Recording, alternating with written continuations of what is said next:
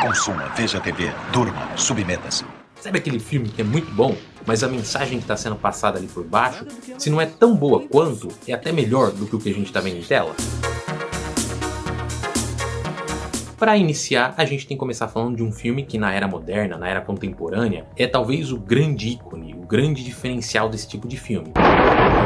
Que na história principal fala da guerra entre humanos e robôs, mas na realidade aquilo ali é uma crítica ao controle que as elites têm em cima da população. Aquela pegada das máquinas usarem os humanos como fonte de energia para as baterias, nada mais é do que a grande elite usando a energia vital do ser humano para enriquecer. O ser humano ele já nasce não, mas logo cedo ele já é pré-programado para viver numa Matrix, que é o nosso mundo aqui. Sabe, aquela programaçãozinha básica. Escola, faculdade, comprar casa, casar, 2 filhos, cachorro. E quando você chega numa certa idade, você ajuda a executar o próximo programa, que é o seu filho, a próxima geração. Case-se e reproduza. Pode ver que a escola lembra um pouco uma fábrica. E, por favor, eu não estou falando que a escola não é importante, mas isso não. Mas pode ver que a estrutura escolar que a gente tem, ela lembra muito já uma fábrica de trabalho. Você chega com o tocar de um sinal, aí cada um senta na sua estação de trabalho, tem um coordenador supervisionando se está todo mundo executando a tarefa bonitinho.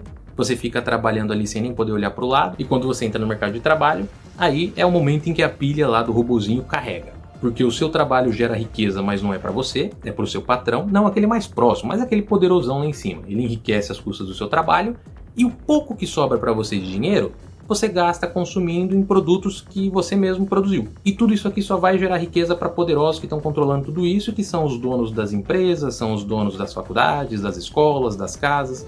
Não. I don't believe it.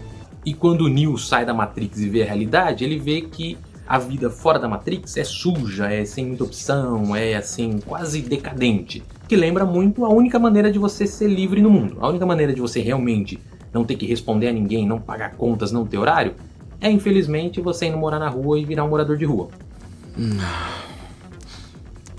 A ignorância é uma benção. Porém, tem uma coisa em que Matrix não se aprofunda, que é muito importante, porque esse programinha que eles instalam na cabeça da pessoa, esse sisteminha da vida perfeita, ele não é instalado da noite pro dia. Clicou lá um Enter e ele instalou. Ele precisa ser carregado aos pouquinhos, ele precisa ir gravando na mente do ser humano. E isso aqui, como é que é feito? Através da publicidade, da propaganda. Líquida sai.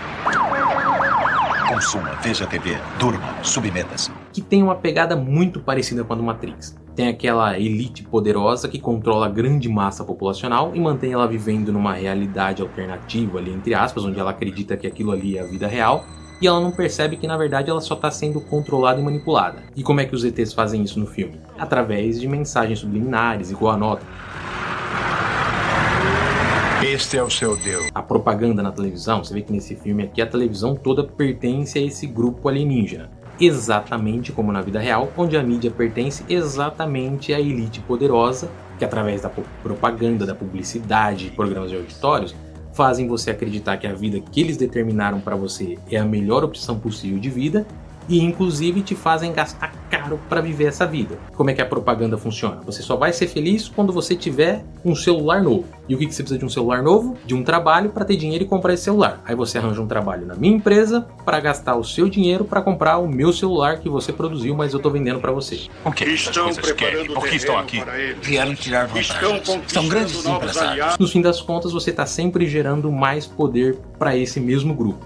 Nós somos uma nova fonte de recursos para eles. Esgotam o planeta e se mudam para outro. E eu acho legal que no final do filme a missão principal ali do Frank e do John é exatamente tentar invadir a emissora de televisão e explodir a antena para cortar o sinal dela. Porque é aquele sinal que mantém as pessoas em transe, e olha só que da hora, né? A televisão mantém as pessoas em transe, acreditando em tudo que está sendo dito e não vendo de fato quem são as pessoas que estão ali por trás de tudo aquilo. Demais para mim. Eu já estou farto disso. E olha como é importante a gente ter muito cuidado com esse sinal que a mídia transmite para o nosso cérebro. Porque ela, mídia, pode fazer atrocidades parecer atos heróicos. Você quer saber mais? Eu sei que esse filme não é tão metafórico, ele é mais alegórico, mas eu amo esse filme, eu adoro esse filme. Então eu falei, eu preciso dar um jeitinho de enfiar ele aqui no meio. E de uma certa forma dá pra colocar ele aqui sim. Se você não prestar atenção no filme, se você assistir ali meio desligadão, você acaba torcendo pro nazista, você acaba torcendo pro imperialista, pro americano que tá invadindo outro país, matando pessoas inocentes pra pegar as riquezas que tem ali. A ideia do filme é exatamente essa, mostrar como a mídia de repente transforma o que os humanos estão fazendo como algo bonito, heróico, e na realidade, no filme, eles são os vilões, eles são os opressores e os insetos estão se defendendo da gente. Tanto é que se você prestar atenção no começo do filme, em momento nenhum existe uma garantia de que aquele meteoro que pegou lá Buenos Aires foi realmente lançado pelos ETs. Os seres humanos não têm comprovação nenhuma disso, mas eles usam isso como uma desculpa para começar a guerra. Você já viu alguma coisa parecida na vida real? Não tenho certeza se existe uma arma aqui, se existe um perigo, mas vou usar isso como desculpa para invadir esse país. E no geral as pessoas não só não se colocam contra isso, como apoiam, mas não porque elas concordem com essas atrocidades, mas é porque a mídia manipula tudo de uma maneira tão bem feita que você realmente acredita estar sendo salvo por heróis. Acredita que realmente existe ali um bom samaritano lutando pela justiça. Eles nos mantêm adormecidos e egoístas, nos mantêm sedados. Mas o mistério vai se danar. Tanto que outra coisa que você vê no filme é que o próprio cidadão ali de bem acaba caindo nessa conversa e se alista para entrar nessa guerra e matar pessoas que ele nem sabe se realmente são perigosas, ou às vezes até morrer na mão dessas pessoas que ele não sabe se são perigosas, simplesmente porque alguém colocou numa tela que você precisava fazer isso. Não é fácil você encontrar uma maneira de fugir dessa manipulação, desse controle, mas tem uma maneira que é definitivamente a pior de todas, mas que geralmente é a que as pessoas adotam, que é eleger um ídolo, um exemplo, o salvador da pátria. Se este é o Senhor, então o Senhor é a resposta às nossas preces. Então pode me chamar de Milagre, Gracinha. Repara que na vida real, mesmo no dia a dia de cada um, você vai achar situações iguais à situação do filme, que as galinhas ali estão todas presas querendo fugir do galinheiro, que elas têm tudo o que elas precisam ali já. Elas já têm iniciativa, elas já têm exemplo, elas já têm experiência, elas têm liderança, só que elas não fazem nada enquanto o herói não chega ali e for o exemplo que vai, pega a bandeira, levanta e fala, me sigam. Enquanto não tem esse cara, ninguém sai do lugar. Nem precisa falar que tem toda uma questão religiosa embutida aqui, mas eu nem vou entrar nesse quesito. Sabia que era possível. É possível, sim. Sabia que a resposta viria. Amém. O que eu acho legal é que o filme levanta essa questão. Quem garante que esse ídolo que tá ali, que todo mundo tá seguindo, não é só um infiltrado, que tá ali a mando das pessoas erradas exatamente para dar uma rasteira e quebrar a perna de todo mundo? Que é, por exemplo, o que acontece em Metrópolis. Ou até mais legal, como no caso do filme, quem garante que esse líder não tá ali só porque ele se sente bem nessa situação de liderança? Porque isso não infla o ego dele. O Rocky no filme, o galo, ele não sabe voar e mente porque isso faz com que todo mundo fique enaltecendo ele, elogiando, ele fica todo pomposo, né? Que é aquela questão da aceitação, de você se enquadrar na sociedade, nos padrões da sociedade. As máscaras que usamos. E eu acho muito legal que o filme ele não precisou inventar muita moda, ele só simplesmente inverteu as posições e pronto, já ficou uma metáfora ótima. Na vida real, as pessoas usam, que nem o Stanley, eles usam aquela máscara do bom moço. Todo mundo tá sempre arrumadinho, bem penteado, educadinho, se comporta. O padrão é aquela programação do Matrix. Você foi programado para esse perfil aqui de pessoa, para trabalhar, para fazer faculdade, casar. Então ele tá ali todo arrumadinho, trabalhando. Aí vê uma mulher, ele já pensa em casamento, porque você não pode ser solteiro. Já pensou um adulto solteiro? Que absurdo. Você imagina quantas cartas eu recebi por causa da sua? São literalmente centenas de mulheres procurando por um cara como você. Você acha que as mulheres procuram um cara como eu? Mas é claro, eu sou uma delas. Case-se e reproduza.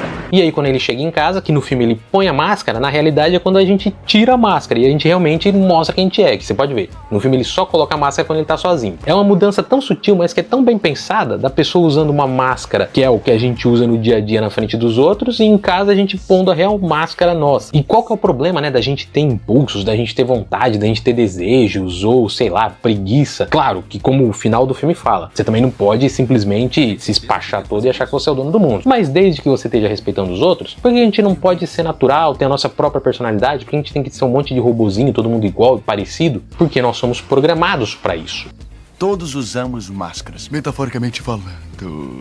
E nós somos programados, como eu disse lá atrás, desde criança, onde já logo cedo todo mundo tem que definir o seu projeto de vida, o seu norte, já todo mundo tem que escolher a sua profissão. Quem não tem uma profissão é o excluído da família. Essa coisa de todo mundo ter um poder ali, da casa revelar um poder, nada mais é do que aquela coisa da infância, sabe? Quando você chega, e aí fulaninho, o que você vai fazer da vida? Eu vou ser médico. Muito bom, esse menino é muito bom. Ninguém sabe se ele vai ser médico, ninguém sabe se ele vai querer ser médico amanhã ou depois, se ele for médico, se ele vai ser um médico bom, mas ele já tem um projeto de vida. E você, Beltraninha? Ah, eu quero viajar para os Estados Unidos, fazer intercâmbio, voltar, fazer línguas e virar professora. Muito bom, essa menina é um show de bola. E você, Marquinhos, o que você vai fazer da vida? Ainda não sei. Entrega!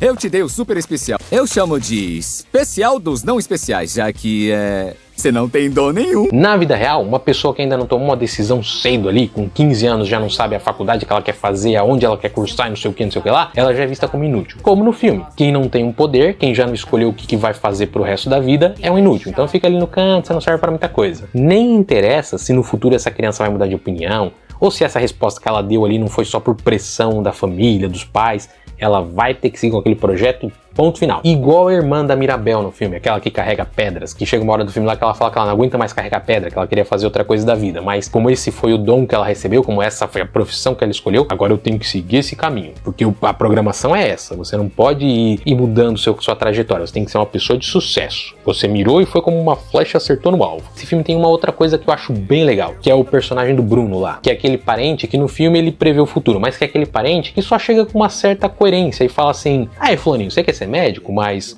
essa é uma faculdade cara, sua família é pobre, você vai conseguir pagar? E você, Beltraninho, você quer fazer intercâmbio, estudar letras, mas você não é um cara tão estudioso, você não é tão esforçado, esse curso é meio pesado, exige muito, talvez seja melhor você procurar um outro campo." Aí esse cara é o parente mal visto da família. Talvez porque esse parente tenha uma noção melhor do que é a vida, e ele sabe que crescer, ter sucesso, alcançar o seu objetivo, não é algo que depende só do indivíduo, mas depende muito da sociedade, que é extremamente desigual.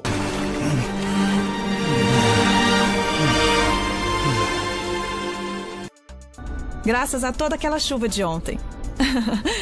Isso.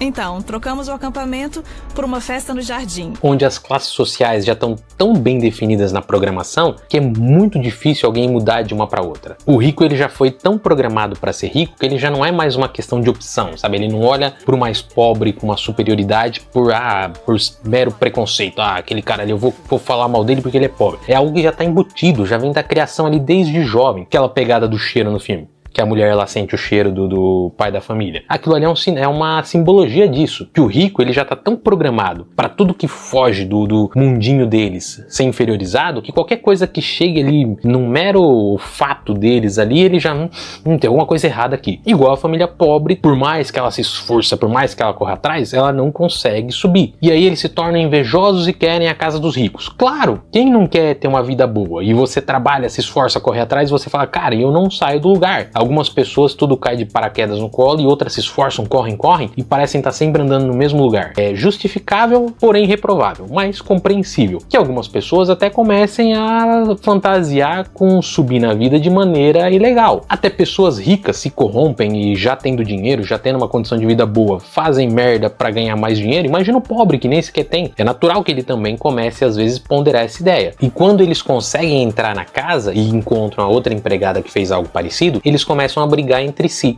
As coisas parecem um jogo maluco. E o nome do jogo é Defenda a Sua Vida. É isso aí, cara. Aqui estamos. Aqui estamos. Agora faça o que puder, mas lembre-se, eu faço o melhor que eu posso.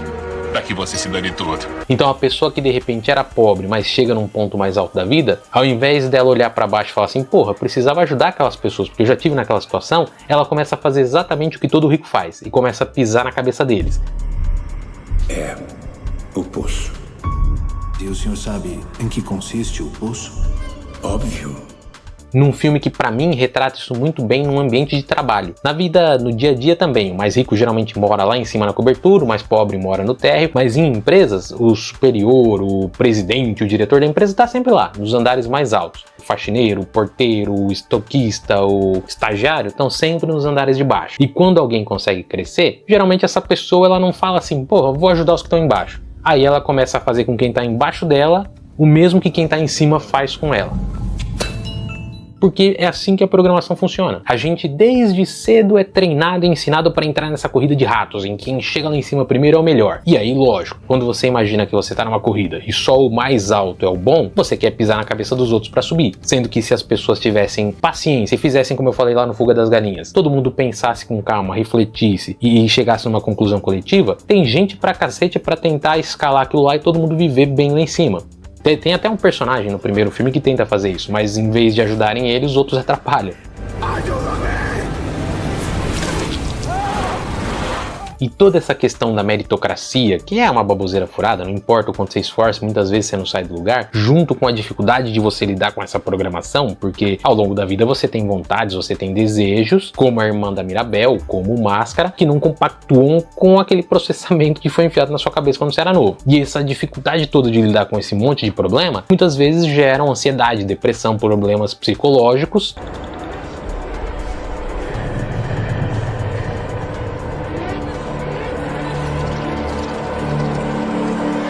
Um filme curioso porque, como filme, ele não é tão espetacular assim. Na verdade é um filme mais ou menos. Mas eu vi muito pouca gente falando sobre esse lado da metáfora, né? Do problema psicológico, que eu achei uma boa tirada no filme. E eu vi muito pouca gente falar disso.